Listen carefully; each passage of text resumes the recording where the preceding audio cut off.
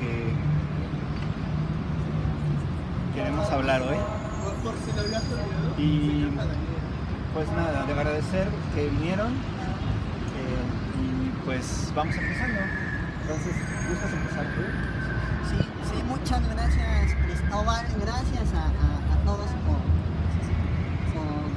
primero haberme esperado, ¿no? Y así ya podríamos comenzar completos. Finalmente estaba pensando cuando venía por acá lo simbólico, importante de reunirnos aquí a unos metros donde originalmente se reunían también los miembros de los fundadores de la tradición literaria mexicana. La Academia de Letrán, que abre sus puertas en 1836, y a partir de ahí ya podríamos hablar de un proyecto continuado.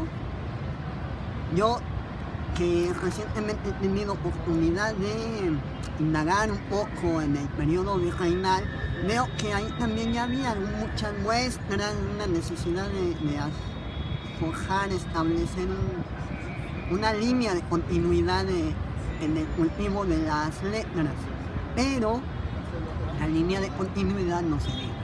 Fueron momentos, algunos muy brillantes, Sor Juana, Sigüenza y Góngora, luego los poetas de la Arcadia hacia la última etapa del virreinato, y a partir de la Academia de Letras esto se viene a plantear de una manera más sólida.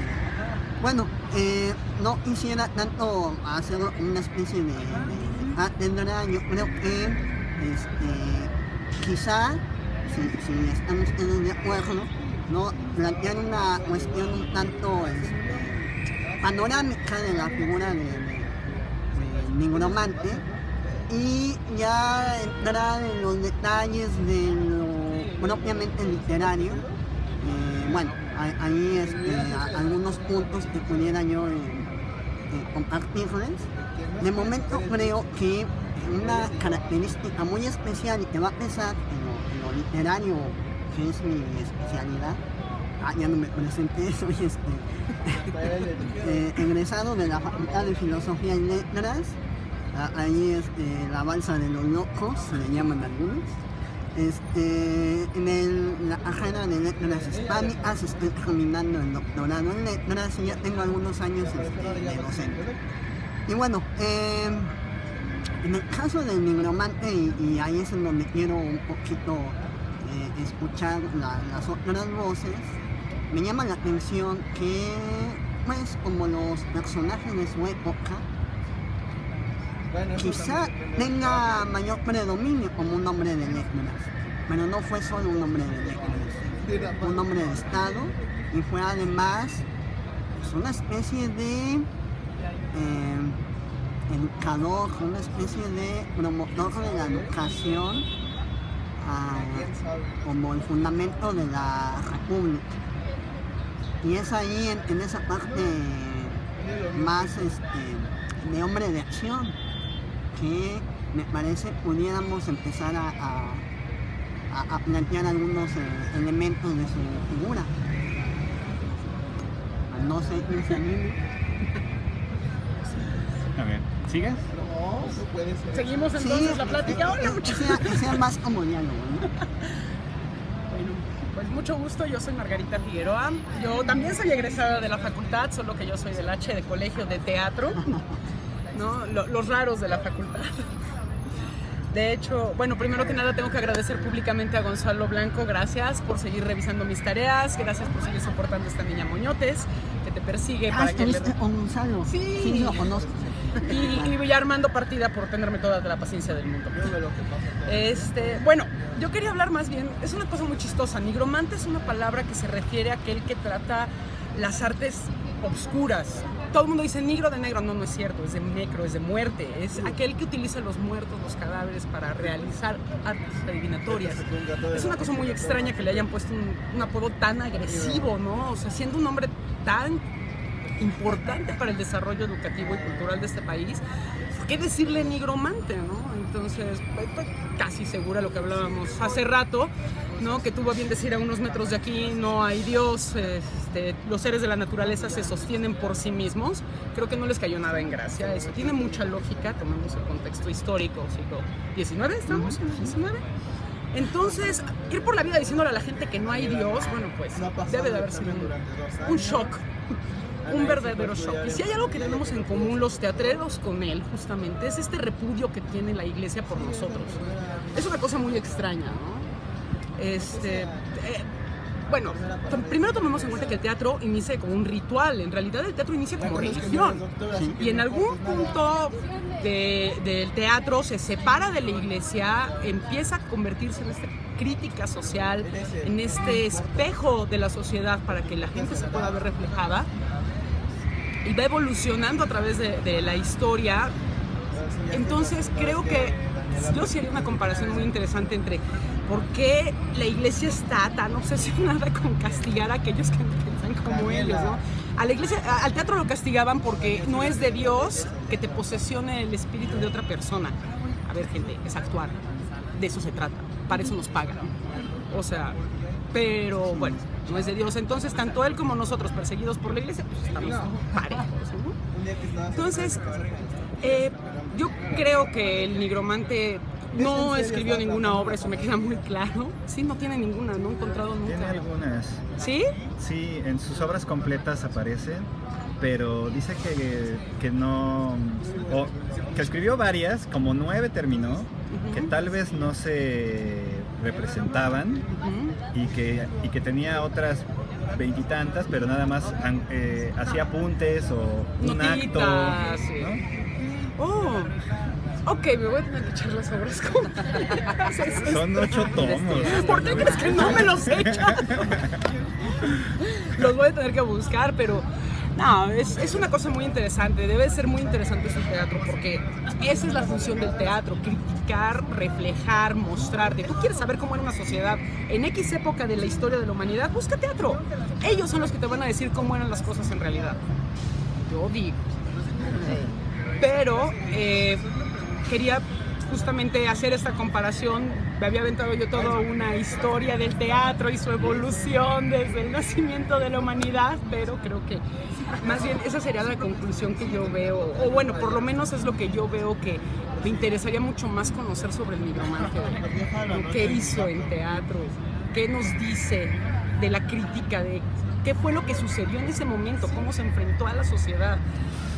Y creo que fue una cosa muy valiente decir: pues Dios no existe, ¿y qué creen? Además de eso, les voy a poner un sistema educativo, y además de eso voy a promocionar la cultura y el Instituto de Literatura, y no parar, ¿no? Es la única forma en la que podemos evolucionar, en realidad. Entonces, señor, ¿usted qué opina? Bueno, creo que va para allá la conversación. Bueno, a ver, ahora voy yo.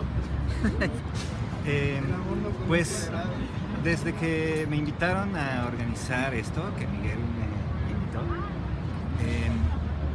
pues me di a la tarea de revisar o de revisar de qué trataba el nigromante, ¿no? Tenía idea del famoso discurso de la Academia de Letrán, que sí, como bien dicen, fue un escándalo en su época. Lo que no tenía claro es que cuando lo dijo tenía 18 años, ¿no? ¿Bebé? Y ¿Qué sabía de la vida? Y Guillermo Prieto lo narra muy bien en Memorias de mis tiempos. Se nota que es súper fan del nigromante porque lo cuenta con una emoción, ¿no?, digna de quien fue el alumno del nigromante, ¿no?, que dice que ya había atardecido y se presenta una sombra en el quicio de la puerta, y entonces Andrés Quintana Roo le dice: entra, y él dice: ¿Qué se le ofrece? No, pues vengo a ver si puedo leer este discurso para ver si me aceptan en la academia. Y bueno, ¿y cómo se llama su discurso? Dice: no hay Dios, los seres se sostienen por sí mismos, ¿no?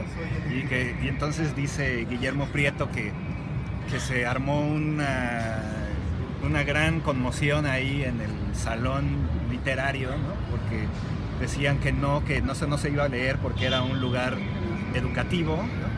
Y Quintana Roo dice, pues yo no voy a presidir en un lugar donde haya mordaza. Y se ponen a favor y en contra y dicen, pues qué triste religión esta que se atemoriza de unos papeles bien o mal escritos, ¿no? Y entonces al final le dan chance de leer el discurso y obviamente yo lo entiendo que es una provocación, ¿no? Porque de entre todos los temas posibles se le ocurre decir ese, ¿no? Es difícil, yo estuve busque el discurso y no aparecen sus obras completas, hay referencias indirectas. Y justo Emilio Arellano, de quien traje un par de libritos, en el más reciente, que es sobre Guillermo Prieto, ahí viene una cita extensa, pero todavía parcial, que yo, según dicen las crónicas, se leyó y después se publicó en la Gaceta de la Academia de Letrán, y que de ahí fue que la gente lo conoció, el discurso, y que por eso le gritaban en la calle, blasfemo, hereje, masón, no sé qué. Pero pues después ya no aparece, pues. Y este hombre Arellano, que es descendiente del nigromante, entiendo que tuvo acceso a un manuscrito o algo donde aparece, pero no lo cita completo. Entonces también estaría padre, si existe ese manuscrito, hacer una transcripción completa y hacer una edición, aunque sea casera, ¿no? Para dar a conocer las palabras exactas y completas, si es posible. Pero de la cita parcial sí se condice con las crónicas de la época, que es un discurso en el estilo de Lucrecio, digamos, ¿no? Que la materia no se destruye, sino que se va convirtiendo y convirtiendo y convirtiendo. Tiene también unos guiños al espiritismo de la época y también a la masonería y tal, ¿no?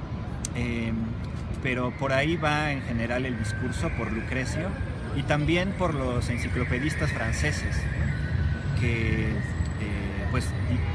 el nigromante, justo por este tipo de discursos, es que le decían el Voltaire mexicano, ¿no? Y coincido con lo que dices, Jesús. Ajá. Yo, cuando veo las obras completas o esta selección que hizo el Fondo de Cultura Económica hace unos 9, 10 años, pues yo esperaba ver las novelas, ¿no? Me imaginaba ahí alguien que le rivalizara a Fernández de Lizardi o algo así.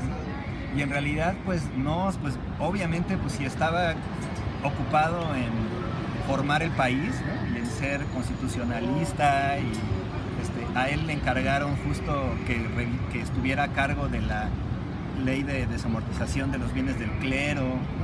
Pues obvio que no iba a tener tanto tiempo de hacer una carrera literaria demasiado consistente o que tuviera una gran supernovela que ahora todos pudiéramos leer, ¿no? Pero pues sin duda tuvo méritos, ¿no? Tanto que ahora está en la rotonda de las personas ilustres, ¿no? Según ahora se llama. Entonces, bueno, pues es una figura que creo que vale por varias cosas. Y sí, cuando leo ahí de cuáles son sus obras completas, pues tiene un montón de discursos, ¿no? Un discurso justo aquí en la Alameda para celebrar un aniversario de la independencia de México, pero también ensayos sobre literatura, porque digamos que había un intento de su parte de hacer como unos libros de texto gratuitos, ¿no? Ya en esa época. Ensayos sobre lo que él creía que debía ser la República, ¿no? Y pues entre esos textos pues también hay muy seguido alusiones a que había que acotar o de plano anular el poder de las iglesias. Habla en contra del cristianismo varias veces, pero curiosamente, por ejemplo, habla ocasionalmente bien de Mahoma y del Islam, ¿no? también. Eso está curioso, ¿no? Pero bueno, es en fin, una personalidad que hay que comprender, ¿no? En su contexto histórico, ¿no? Bueno, por ahí creo que podemos empezar. Bueno, yo les quiero platicar.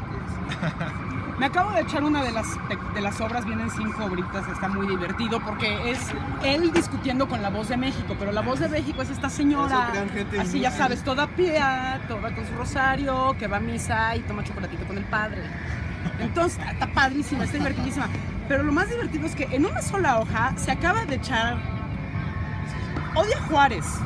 Ah, claro. O sea, don Benito emplea todas las rentas de la nación en comprar gobernadores, periodistas, diputados, ayuntamientos, legislaturas y electores, y mata a todos sus enemigos, y de ese modo hace soberano al pueblo. Segundo, ama Estados Unidos. El hombre era un neoliberal y no se había dado cuenta. Es un hecho que en los Estados Unidos el individuo disfruta una amplia libertad para los negocios privados.